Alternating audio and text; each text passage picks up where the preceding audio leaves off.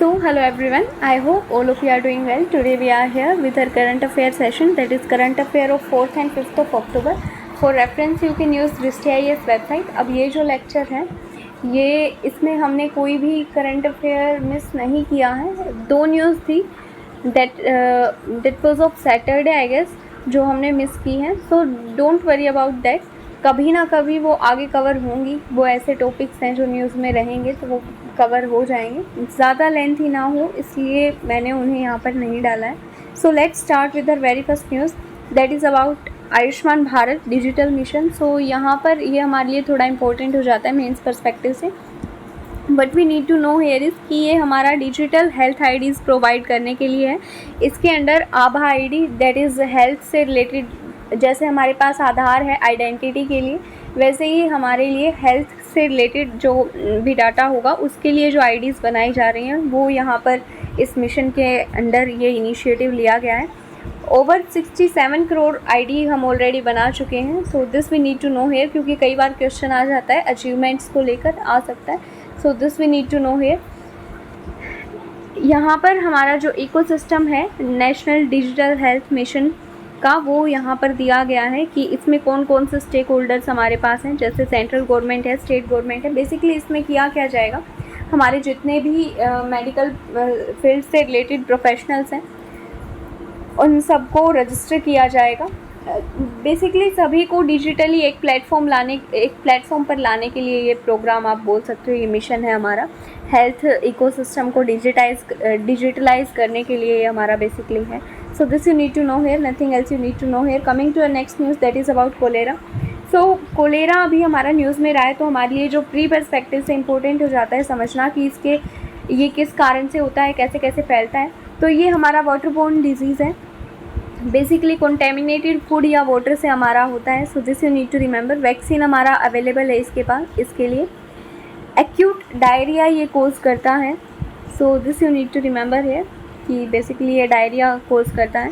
इसके अलावा intestine infection है. This we need to know. अभी जो ग्लोबल रोड मैप है WHO ने एक इनिशिएटिव लिया है जिसे हम बोलते हैं GTFCC that is cholera control के लिए एक टास्क फोर्स बनाया गया है. ये हमें बेसिकली रोड मैप देगा कि हम कैसे कैसे जो क्या क्या इनिशिएटिव्स लेकर बाय 2030 इसे एलिमिनेट कर सकते हैं. So this you need to know here. इसके अलावा कुछ याद रखने की ज़रूरत नहीं है. Coming to next news that is about ITC under GST. So basically input tax credit होता क्या है. सो GST जब हम लेकर आए तो हमने बेसिकली जो हमारा टैक्स जब हम लगाते हैं तो उसका जो कास्केडिंग इफ़ेक्ट है उसे हटाने के लिए हम ये क्रेडिट सिस्टम लेकर आए हैं. इसमें होता क्या है, सपोज़ अब हमारे पास कोई एक आउटपुट है वो हमारे पास 400 रुपीज़ की है. हमारे पास ये एक ऑब्जेक्ट है और अर्लियर हमारे पास जो ये ऑब्जेक्ट था इसमें हमने 100 रुपीज़ का एक रॉ मटेरियल यूज़ किया, 100 का एक ही यूज़ किया हमने, और ऐसे ही हमने 200 का एक यूज़ किया.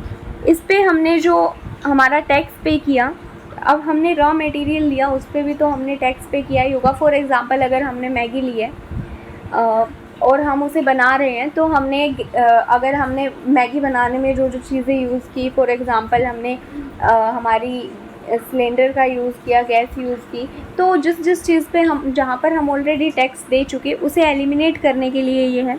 तो फॉर एग्ज़ाम्पल अगर हम ब्रेड पकोड़े बना रहे हैं तो हमने ब्रेड पे भी टैक्स पे किया है. तो जो हम ब्रेड पे ऑलरेडी टैक्स पे कर चुके वो हम ब्रेड पकोड़े पे दोबारा ना पे करें, इसके लिए ये सिस्टम है. कैसे वर्क करेगा, 400 का हमारा ऑब्जेक्ट है, 100 और 200 का हमने रॉ मटेरियल यूज़ किया. सपोज़ करो हमने 20 रुपये यहाँ पर टैक्स पे किया, 20 यहाँ पे किया, 10 यहाँ किया. तो अब होगा क्या, ये जो 50 रुपीज़ हैं और इस 400 पे जो हमारा टैक्स लग रहा है वो मान लिया हमें देना है 150. तो अब होगा क्या, ये हमारे जो 50 रुपीज़ यहाँ से निकल कर आ रहे हैं इसे हम यहाँ पर सब्ट्रैक्ट कर देंगे और 100 रुपीज़ हमें टैक्स पे करना पड़ेगा. तो बेसिकली जो हमारा 50 रुपीज़ थे उसका हमें बेनिफिट हो गया. तो ये है यहाँ पर कि कास्केडिंग इफ़ेक्ट जो था टैक्स का उसे ये फिनिश करता है. This you need to remember है. आउटपुट पे जो टैक्स है तो उसमें से हम सब्ट्रैक्ट कर देंगे जो हम ऑलरेडी इनपुट पर पे कर चुके हैं. GST की स्लैब्स हमारी मेंशन थी याद रखने के लिए आप रख सकते हो, इतना इम्पोर्टेंट डायरेक्ट क्वेश्चन नहीं आएगा बट रख सकते हो कि 0%, 5%, 12%, 18 और 28, ये 5 स्लैब्स हमारे पास हैं। इसके अलावा फंक्शनैलिटी एंड एसेंशियलिटी टेस्ट हमारे पास है। बेसिकली ये होता क्या है कि जब हम किसी चीज़ पर टैक्स लगाते हैं तो उसके लिए टेस्ट होते हैं। बेसिकली इन टेस्ट में देखा क्या जाता है कि कोई भी चीज़ अगर है उसके ऊपर अगर हम टैक्स लगा रहे हैं तो वो उसका कोई डायरेक्ट फंक्शन है या नहीं, या वो असेंशियल है या नहीं हमारी इंडस्ट्रीज़ के लिए। सो ये देखा जाता है। So this we need to remember here. इसके अलावा कुछ इंपॉर्टेंस नहीं है, कॉन्सेप्चुअल क्लैरिटी के लिए मैंने डाला था। Coming to next news that is about 5 जो क्लासिकल लैंग्वेजेस हैं वो और ऐड की गई हैं। This you need to know कि ये कौन कौन सी हैं। प्री पर्सपेक्टिव से बहुत इंपॉर्टेंट हो जाता है हमारे लिए। तो हमारे पास जो 5 क्लासिकल लैंग्वेजेस हैं, यहाँ से शायद PYQ आ भी चुका होगा क्लासिकल लैंग्वेज से। तो हमारे पास अभी जो ऐड की गई है वो है हमारी मराठी, पाली, प्राकृत, असमीज़ एंड बंगाली। तो ये आप याद रखोगे। इसके अलावा जो ऑलरेडी हमारी थी पहले, तो आप यहाँ पे देख सकते हो कि ये मोस्टली हमारी जो नॉर्थ वाले पोर्शन में है वहाँ से हैं ये सारी लैंग्वेजेस। वहीं जो हमारी तमिल, संस्कृत, तेलुगु, कन्नड़, मलयालम है, ये हमारी थोड़ी सी साउथ वाले रीजन में आ जाती हैं, जैसे कन्नड़ हो गया, तेलुगु हो गया। सो ये हमारी ऑलरेडी 5 डिक्लेयर करी जा चुकी थी पहले। अभी नई जो 5 डिक्लेयर की गई है ये हमारी न्यू है। This you need to remember है। इसके अलावा क्राइटेरिया देखना ज़रूरी हो जाता है कि क्राइटेरिया क्या है हमारे पास क्लासिकल लैंग्वेज डिक्लेयर करने के लिए। अब इसका बेनिफिट क्या होता है वो आप अपने पॉलिटी में अच्छे से कवर करते हो क्लासिकल लैंग्वेज का टॉपिक। बेसिकली इसके बेनिफिट ये होते हैं कि इनके लिए अलग से जो यूनिवर्सिटीज़ हैं वहाँ पर इन्हें प्रेफरेंस दी जाती है। इसके अलावा इनमें शायद फिर अवार्ड्स भी दिए जाने लगते हैं आगे, तो ऐसे कुछ बेनिफिट्स इन्हें मिल जाते हैं। इसके अलावा जो क्राइटेरिया है वो हमारे लिए इम्पोर्टेंट हो जाता है प्री पर्सपेक्टिव से अगेन। तो क्राइटेरिया बेसिकली क्या है कि हमारे पास अर्ली टेक्स्ट होने चाहिए। इसके अलावा हमारे पास एक एंशिएंट लिटरेचर होना चाहिए। इसके अलावा हमारे पास प्रोज टेक्स्ट होने चाहिए, दैट इज़ नॉलेज टेक्स्ट, मतलब कुछ हमारे पास इंस्क्रिप्शनल एविडेंस हो हमारे पास उस चीज़ से रिलेटेड कि वो हिस्टोरिकल, वो पहले भी प्रेजेंट थी, ऐसा कुछ होना चाहिए हमारे पास। इसके अलावा कुछ डिस्टिंक्ट करने वाले फीचर्स होने चाहिए उसमें। This you need to remember here कि वो जो उसे करंट फॉर्म है उसे अलग करते हों उस लैंग्वेज को।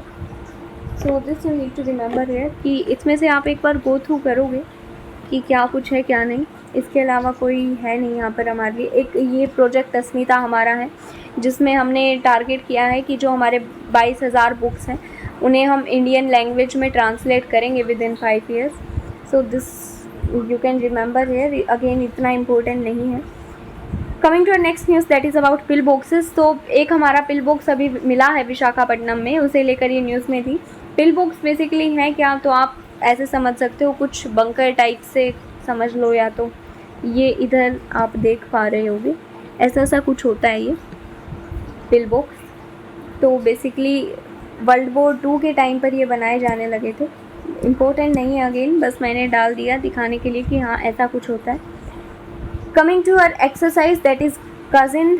तो बेसिकली ये हमारा इंडिया और कज़ाकिस्तान के बीच में हमारा है जॉइंट मिलिट्री एक्सरसाइज। अब एक्सरसाइज हम ऑलरेडी कर चुके हैं, but you need to do here is कि पीछे वाली भी रिवाइज़ करोगे।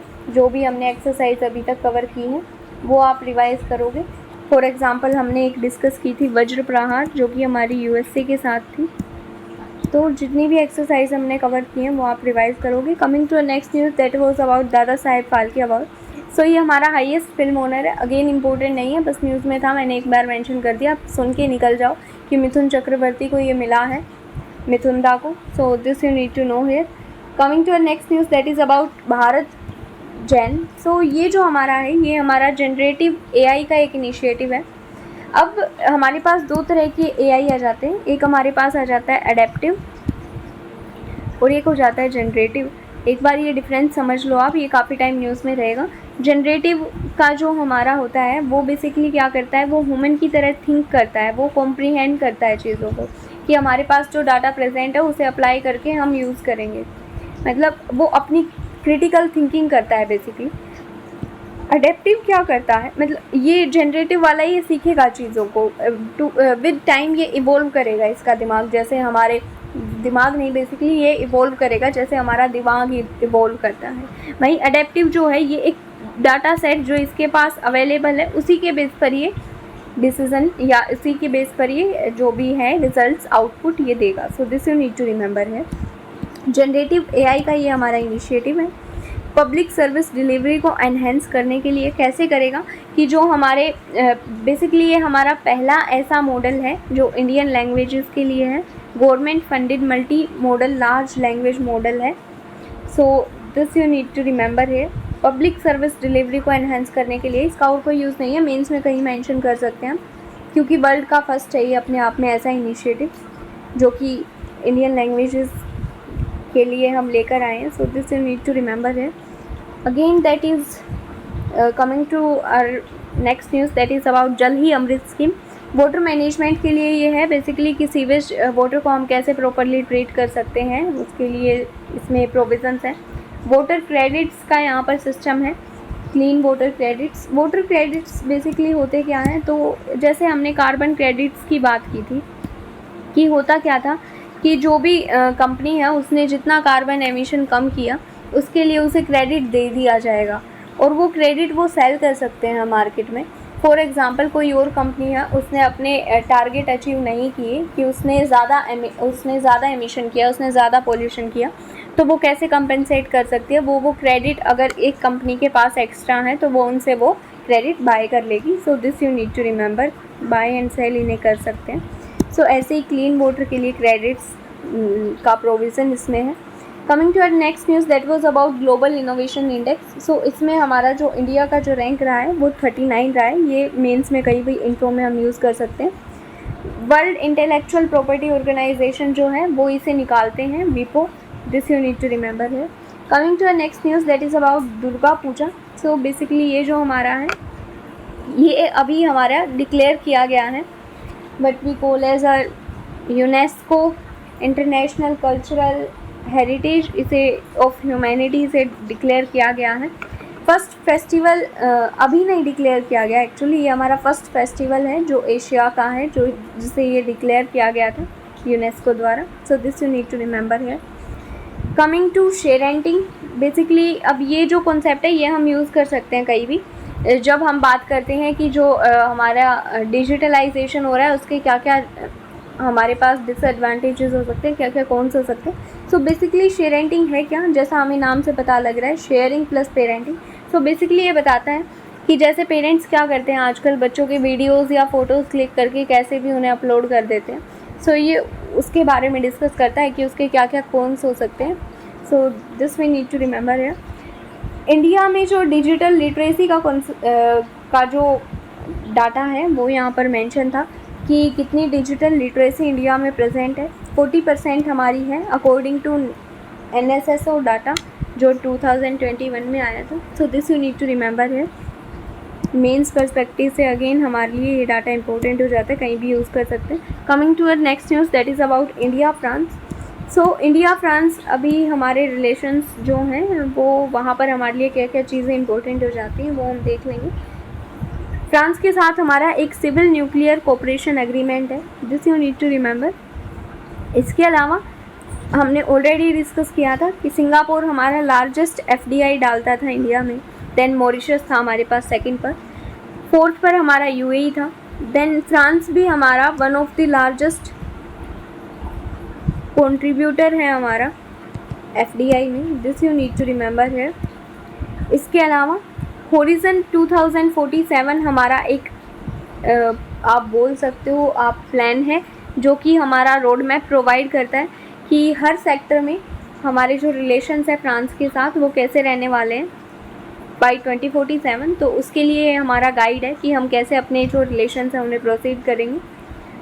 But we need to know here is कि जो फ्रांस है वो हमारा उसका लोकेशन हम देख लेते हैं। So how will you remember this कि ये हमारा फ्रांस हो गया। इसका जो बॉर्डर है हमारा लगता है अटलांटिक ओशियन के साथ लेफ्ट में, नीचे हमारा मेडिटेरेनियन सी आ जाता है, this you need to remember. Border अगर हम बात करें किस किस के साथ लगता है कंट्रीज़ के साथ, तो इधर हमारा बेल्जियम है, देन लग्जमबर्ग है, देन जर्मनी है, BGL, एंड देन इधर Switzerland, Italy, and then Monaco. So this you need to remember here. इधर हमारा स्पेन आ जाता है. So this you need to remember here कि आपको कि कौन कौन से हमारे जो कंट्रीज़ हैं वो लगते हैं इसके साथ. Switzerland, Italy, Luxembourg, Germany, Belgium and Spain. This you need to remember. Anti clockwise या क्लॉकवाइज, एक बार इसे बस देखो आप कि कैसे कैसे हैं ये, हमारे दिमाग में फिट हो जाएगी पिक्टोग्राफिक मेमोरी. इसके अलावा आपको कुछ करने की ज़रूरत नहीं है.